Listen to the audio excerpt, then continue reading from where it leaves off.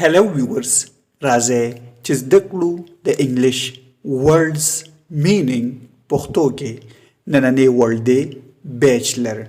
بیچلر د بیچلر مطلب دی یو سړی چې هیڅ کله واده نه وي کړی. هغه ته مونږه بیچلر وایو. فار ایگزامپل اسد is a bachelor. اسد واده نه دی کړی. Bachelor دی. Asad is a bachelor. Are you a bachelor? آیا تاسو بیچلر یې؟